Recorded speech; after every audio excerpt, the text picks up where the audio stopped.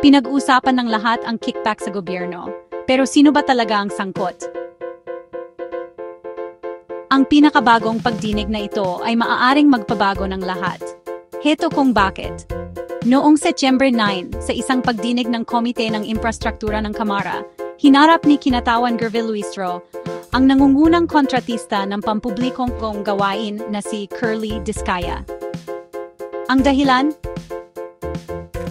Inakusahan ni Luistro si Diskaya ng selective amnesia.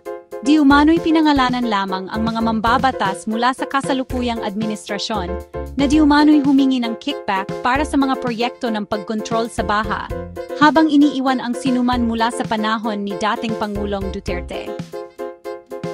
Itinuro ni Luistro na ang kumpanya ni Diskaya ay nakatanggap ng pinakamataas na halaga ng kontrata sa panahon ng administrasyong Duterte.